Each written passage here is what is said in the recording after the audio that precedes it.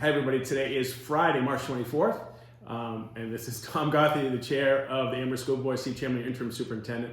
We do typically change clothes. We haven't left this building for 24 hours, so we're here on Friday again, and it's a little ripe in here now. I'd really like to talk about a very important article on next Tuesday, and that's the Amherst School District budget. And just remember, this year we operated in the default. Tom, if you just want to speak to the implications of this budget, what's in it, what's in it for kids, but also the implications of successive years of default would be great. Yeah, so this is the mainstay of how the school district is funded, and there's been a lot of talk about this. How is it funded? Default budgets compared to what we are for proposed budgets. So last year's budget failed. We go to the default budget, which is just a calculation based off of must-have expenses, legal obligations, contracts that you have to fulfill, and then you remove any one-time expenditures, whatever those may be. So that's basically based off of the FY22 budget, which is the 2021-2022 school year. So by my recollection, that was, by the time we're talking for next school year, that's going to be 2 years ago. So when you talk about inflation kicking in, 7%, or actually it was about 7 or 8% in 21, 7 or 8% in 22, we're looking at funding the FY24 school year on FY22 prices, anywhere between 12 and 15% more cost on most of our prices. I know Steve talks a lot about chicken nuggets there, but it's all the items in the kitchen, and that's just one part of a very complex budget here. So we're looking at a budget right now, proposing a budget that's going to help us ease some of those cost burdens that we've seen in the last couple of years. But if it doesn't pass, we're looking at trying to fund 24 on 22 prices without that 15% buffer built in for inflation. So that's the pleading part, if you will, I guess, the begging part, that why this is so important. But let's talk about what we're actually going to be funding in this budget, because anybody can ask for money and say, I need more money for inflation, but what are you doing with that money? So a couple of big things that we focused on in this budget, and this is, I will give Steve credit for this, it's been a big driver of his since stepping into that interim superintendent role.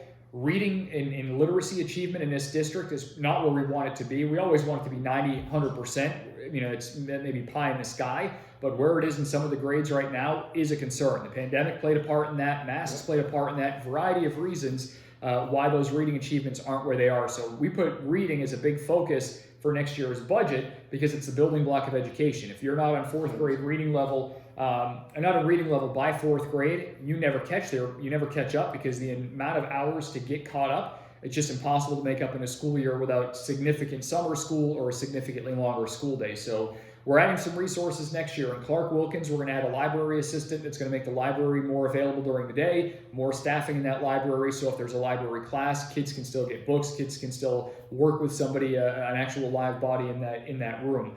AMS, we're adding a reading specialist, so more intervention time. Kids that are struggling in reading, we can pull them out of classrooms or have a specialist push into a classroom to help those kids get caught up in 6th, 7th, 5th through 8th grade. Most uniquely, though, about this budget, and this is something that will not happen because it's an entirely new budget line item, is we're partnering with St. Anselm College, and if it goes through this year, then we'll have it going forward, but it's 2 reading and math interventionists that will work with special ed kids. So anybody on an IEP that needs interventionists, we're going to have 2 full-time bodies at about $25,000 a year each. It's a $50,000 budget line item. You're not going to get a deal like that for 2 full-time teachers to come in and work with special education students on a wide variety, the full spectrum of special education needs, not the most severe, not the most minimal. It's going to cover everybody. But they're going to work with students in math and reading to help, again, get them caught up, help them progress as much as they can. In these 2 positions, they're full-time teachers. They're already qualified as regular teachers. They're getting special education certification. So we're essentially getting, for lack of a better word, 2 interns to work with students, but 2 full-time teachers that are interns at $50,000. I mean, you're not going to fund one new full-time teacher position for that much money when you factor in benefits, retirement, and all that. So it's a great deal for us to be able to have these staff members. It's a great deal for a great cause, if you will. Yeah. We're also looking at adding a facilities technician to make Clark Wilkins rather a little bit more efficient in the cleaning, but also to make that building open more, have additional staffing so the community can use that building at a greater increase. And then in the kindergarten level, one of this board's goals for a long time now has been class sizes. This year we had an exceptionally large first grade class size, so we had to steal a kindergarten teacher, move it up to first grade to keep that right around our goal of about 20 students max per the lower elementary grades. Kindergarten next year, with the registrations we've seen and with our enrollment projections, we're looking to be well above where we are this year. So if we only have 6 units in kindergarten, we're talking anywhere between 21 and 23 kids per class. So we're going to be adding a kindergarten teacher to this budget to reduce that burden on teachers and make a better one-on-one experience for students and teachers at the kindergarten level. As we know, that is the start of education, and it's a hugely important year for kids to get used to going to school for the first time in a full-time capacity. So adding a kindergarten teacher, the facilities technician, and then all the reading initiatives really highlight what we're looking for in this budget.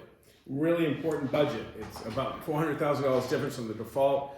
And we're going to get about 4,000 to 5,000 hours of additional support for math and literacy.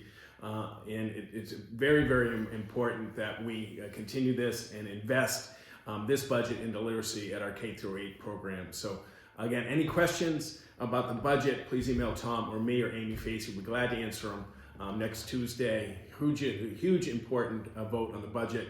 Appreciate your attention and appreciate your care. Thank you. Thanks.